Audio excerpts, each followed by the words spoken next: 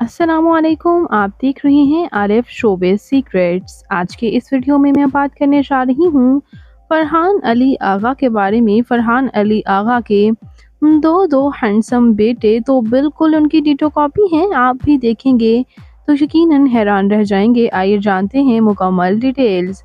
उससे पहले अगर आप मेरे चैनल आरिफ शोबिज़ सीक्रेट्स पर नए हैं तो मेरे चैनल को ज़रूर सब्सक्राइब कर दें, वीडियो को लाइक कर दें और बेल आइकन पर भी ज़रूर प्रेस कर दें। वीवर्स, फरहान अली आगा जिनकी अहलिया उज़्मा आगा हैं, जैसे कि आप स्क्रीन पर देख सकते हैं, और इनके ये दो हैंडसम से बेटे भी हैं। इनके बेटे शोबिज़ इंडस्ट्री से वाबस्ता नहीं हैं, लेकिन अब टीन एज में आ चुके हैं और बिल्कुल अपने बाप की तरह ही हैं और बिल्कुल अपने वालिद की डिटो कॉपी हैं। आप स्क्रीन पर देख ही सकते हैं। तो आपको फरहान अली आगा के ये हैंडसम बेटे कैसे लगे? कमेंट्स में अपनी कीमती राय का इज़हार ज़रूर कीजिएगा और मज़ीद इंटरेस्टिंग वीडियोस के लिए मेरे चैनल आलिफ शोबिज़ सीक्रेट्स को ज़रूर सब्सक्राइब कर लें। अल्लाह ने के बाद।